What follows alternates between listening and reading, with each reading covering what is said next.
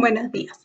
Esperando que se encuentren muy bien junto a sus familias, partiré explicando la introducción a la primera unidad, la cual aborda la temática de la ausencia con enfoque en el exilio, migración e identidad.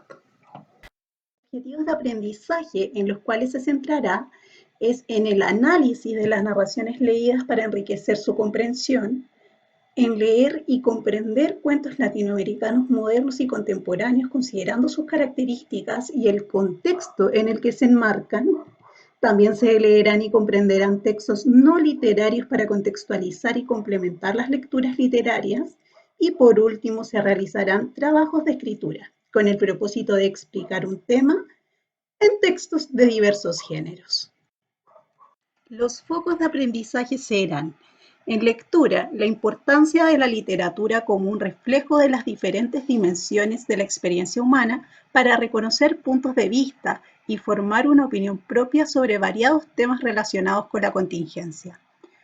En escritura, la relevancia de la transmisión de ideas a través de la correcta escritura de distintos tipos de textos, con el propósito de que sean capaces de explicar una variedad amplia de temas a través de fuentes variadas y persuadir utilizando distintos tipos de argumentos.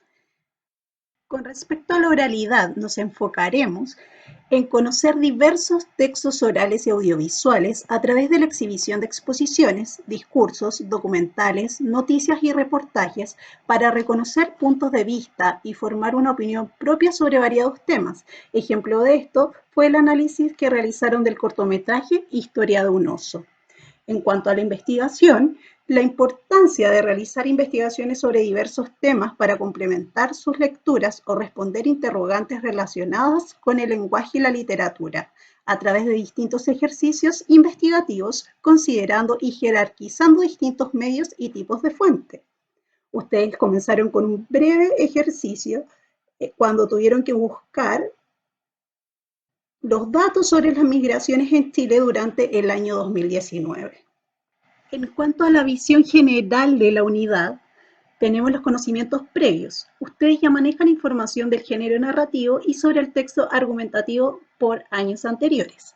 En las palabras claves, lo que más se analizará en esta unidad es el tema de la identidad, sobre todo en Latinoamérica. Así que el exilio vivido en estos países da paso a la escritura de cuentos y por ello serán la identidad, los cuentos latinoamericanos, el contexto de producción y el exilio, palabras importantes. Para los conocimientos, ahondaremos en el género narrativo y textos de opinión, así que veremos contenidos sobre el narrador, contraargumentación, punto de vista y crítica literaria. En habilidades a desarrollar está el analizar críticamente narraciones latinoamericanas, para lo cual estudiaremos el movimiento literario del boom latinoamericano, lo cual revisaremos más adelante. Interpretarán recursos narrativos de la literatura contemporánea y argumentarán ideas en forma escrita. En la primera guía de la unidad vieron el objetivo de aprendizaje 3, analizar las narraciones leídas para enriquecer su comprensión, considerando los conceptos de unidad de exilio, migración e identidad. Y se destacó que el propósito de esta unidad es que los estudiantes lean y se familiaricen con obras de los autores representativos de la narrativa, principalmente latinoamericana, con la finalidad que reconozcan rasgos de nuestra identidad y además discutir temas que, junto con ser cercanos a nuestra historia reciente, son de carácter universal, como la migración y el exilio. Para lo cual reflexionaron sobre la experiencia de abandonar el país en el que se vive, sea por razones personales, económicas o políticas. Identificaron conceptos claves que iban detallados, los cuales fueron ausencia, exilio, migrar, emigrar, inmigrar, identidad. Luego analizaron un cortometraje llamado Historia de un oso, con el propósito de evidenciar cómo el arte nos permite representar temas universales a partir de experiencias locales.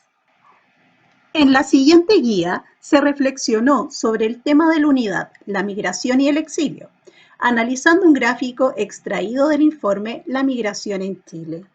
Después les tocó investigar ¿De qué país se produjeron más migraciones hacia Chile durante el año 2019? ¿Por qué ellos decidieron dejar su país? También recordaron contenidos vistos el año anterior: carta al director, tesis, argumentos.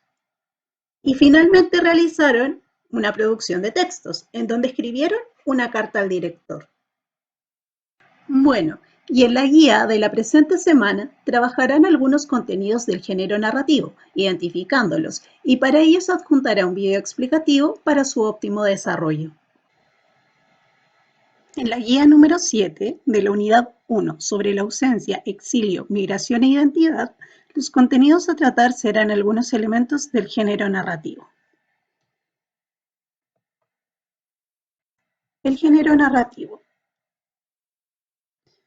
Toda obra narrativa nos introduce en un mundo de ficción recreado por la imaginación de un autor. Dicho mundo posee su propia lógica y sus elementos constitutivos. La narrativa se define como una forma de lo literario, donde el narrador es quien nos relata el mundo representado. Ese mundo está lleno de personajes y lugares, y también lleno de acción. Predominantemente en la narrativa, tales elementos se representan secuenciados en un orden espacio-temporal. Sin embargo, no siempre la secuencialidad de las historias se nos presenta en un orden lineal, y el lector será el encargado entonces de ordenar el relato, pues existen anacronías que son alteraciones temporales. En este mundo tenemos 4 elementos muy importantes. El narrador, quien relata la historia, que es una entidad ficticia creada por el autor para que actúe como intermediario entre el mundo narrado y el lector, que es quien recibe la obra. Dentro de estos elementos, uno de los más importantes es el narrador, quien es la voz al interior de la obra literaria, la cual se activa al momento de la lectura y nos relata la historia. Cuando el narrador nos cuenta los hechos que le ocurren a otras personas, se expresa en tercera persona. Si el narrador también es uno de los personajes de la historia y cuenta los hechos en los que participa él mismo, se expresará principalmente en primera persona. Aquel que cuenta la historia desde fuera del mundo narrado, en tercera persona, se llamará narrador heterodiegético y se clasifica en 2 tipos. Primero, el narrador omnisciente. Como su nombre lo indica, es un narrador que todo lo ve y que todo lo sabe. Un narrador que está en todas partes. Este se puede internar en los personajes y les puede contar a los lectores los pensamientos más íntimos que cruzan por sus mentes. Domina la totalidad de la narración y parece saber lo que va a ocurrir en el futuro y lo que ocurrió en el pasado. Un ejemplo de esto. La mañana del 4 de octubre, Gregorio Olías se levantó más temprano de lo habitual. Había pasado una noche confusa y hacia el amanecer creyó soñar que un mensajero con antorcha se asomaba en la puerta para anunciarle que el día de la desgracia había llegado al fin. En este fragmento podemos observar que habla de las emociones, porque pasó una noche confusa y que creyó que había soñado con un mensajero y también sabe el momento específico que fue hacia el amanecer. Estos datos solamente los puede entregar un narrador de tipo omnisciente. Y segundo, tenemos al narrador objetivo. Este cuenta solo lo que ve y desde su propia perspectiva, lo que cualquier otra persona vería si estuviese mirando desde afuera, como si estuviese contando una película en el mismo momento que estuviese viendo. Entonces, en este tipo de narrador, se sabe el exterior de los personajes, pero no su interioridad. Es decir, no conoce sus pensamientos ni sus deseos. Y tampoco tiene idea de lo que pasará más adelante, ya que funciona paso a paso. Ejemplo. El hombre aquel que hablaba se quedó callado un rato, mirando hacia afuera.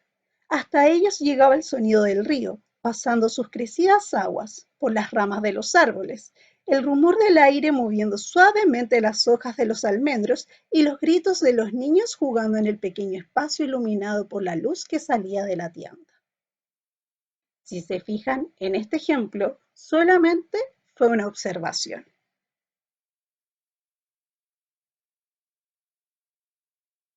En segunda instancia, tenemos al narrador que es parte del relato y lo denominaremos narrador homodiegético y también se clasifica en dos tipos. Primero, el narrador protagonista. Este es el personaje central, es quien nos relata su propia historia, lo que está ocurriendo, lo que él hace y lo que él siente. Como ejemplo, escuchen atentamente este fragmento. Pasan los años, me miro al espejo y me veo, definitivamente marcadas bajo los ojos, esas pequeñas arrugas que antes solo salían al reír. En este trozo, la protagonista de la historia nos cuenta su vida, comenzando por su descripción física. En segundo lugar está el narrador testigo. También es un personaje que asume la función de narrar, pero no es el protagonista de la historia, sino un personaje secundario que solo cuenta la historia en la que participa o interviene desde su punto de vista. Ejemplo de esto es el siguiente fragmento en el cual el ayudante del detective Holmes, el señor Watson, comienza a contarnos una historia en la que él participará solo como personaje secundario. Cierta mañana, 2 días después de Pascua, pasé a ver a mi amigo Holmes con el propósito de desearle felicidades. Lo hallé recostado en el sofá con una bata color púrpura. Es decir, se enfoca en otro personaje, sus observaciones y su relato. En el mundo narrado tenemos a las acciones, que son a grosso modo el acontecer, los hechos que ocurren a un personaje o determinados personajes a lo largo de una narración. Sin acciones no hay narración y estas tienen que tener una estructura básica que consiste en la presentación, en el nudo o conflicto y en un desenlace. En la presentación tenemos que entender que es la introducción o el inicio del relato y va a corresponder a la presentación de las acciones que empiezan a tener los personajes, a los personajes mismos, al ambiente y al tiempo. En el desarrollo del conflicto, que viene inmediatamente después de la presentación, se empieza a desarrollar el nudo. Corresponde a la situación problemática que permite que una insuficiencia vivida por los personajes los mueva a que ellos traten de generar acciones para solucionarlos. Y en el desenlace va a corresponder al final, por supuesto, de la acción. Es lo que hacen los personajes, lo que realizan para solucionar el problema. Esta resolución del conflicto puede ser abierto, puede ser cerrado, puede ser positivo o negativo para el personaje o el conjunto de personajes que estén desarrollando la historia. En cuanto al tiempo, vamos a entender por este que es el momento en donde transcurre la historia que se nos cuenta. El tiempo en una obra literaria es muy relativo, porque hay narraciones que transcurren en un breve lapso, por ejemplo, en un día, en una hora, y otras que pueden abarcar una gran cantidad de tiempo, incluso hasta varios siglos y generaciones, como es el caso de Cien años de soledad de García Márquez. Uno de los aspectos más importantes en el planteamiento de un texto narrativo es el que se refiere al tratamiento del tiempo. Para ello, la técnica narrativa proporciona al escritor ciertas herramientas con el objeto de cooperar en su trabajo, de plasmar la idea del tiempo que deliberadamente ha planteado el escritor y que lo ha planeado desde antes.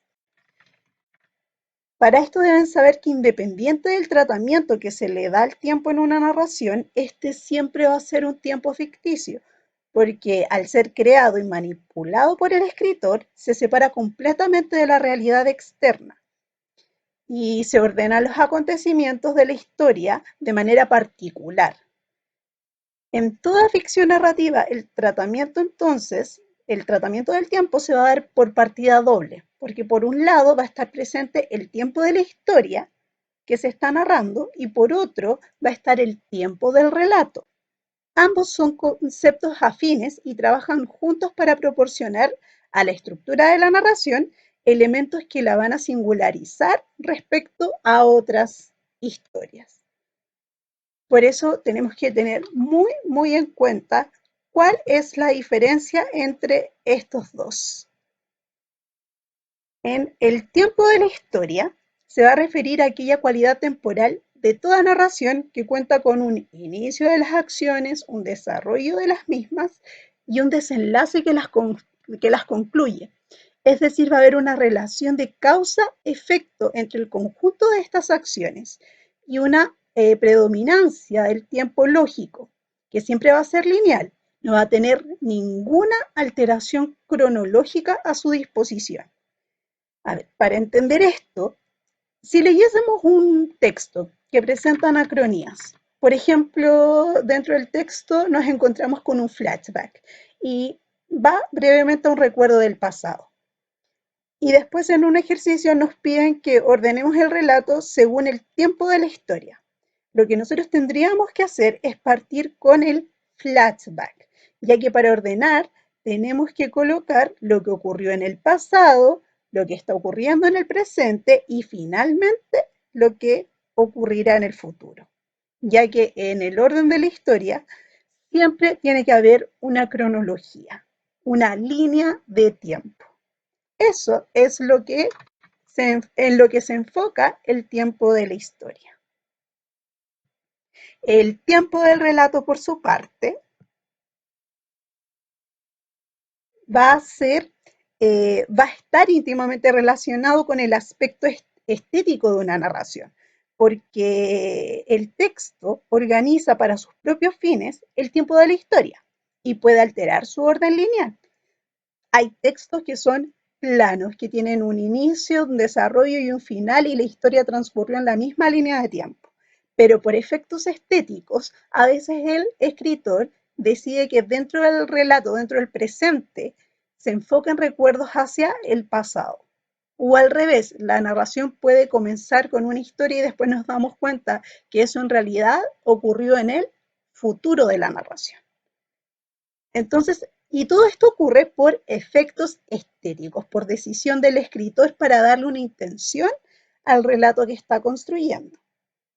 Y entonces se puede alterar su orden lineal y va a generar con ello una temporalidad exclusiva del relato. Y estas son las llamadas anacronías, que es cuando el relato para y rompe el tiempo. Estas anacronías pueden ser la analepsis o la prolepsis. La analepsis va a ser una mirada hacia el pasado o un salto hacia el pasado, mientras que la prolepsis va a ser una ruptura en el tiempo hacia el futuro o un salto al futuro. El tiempo de la historia y el tiempo del relato no necesariamente coinciden. Pero si tuviésemos un libro donde el autor decidió narrar de forma cronológica, coincidiría el tiempo de la historia, que es cuando ordeno las acciones como en una línea de tiempo, y con el tiempo del relato, que va a ser el orden que decidió entregar el autor a los acontecimientos mientras escribía. Entonces, no siempre coinciden, pero sí está la posibilidad de que ambos se enfoquen en una misma línea temporal, que sería la que es en orden. Además del tiempo de la historia y el tiempo del relato, hay otra referencia temporal. Se trata del tiempo referencial histórico, el tiempo histórico que estoy marcando aquí, que es el contexto en el que se ambienta una narración, más bien la época, cuando se dan este tipo de características podemos sacar entonces el tiempo histórico, cuando nos dan fechas, cuando nos dan detalles de una época. Entonces, ese tipo de ambientación y datos me están relatando el tiempo histórico. Y dentro del mundo narrativo llegamos al espacio o ambiente.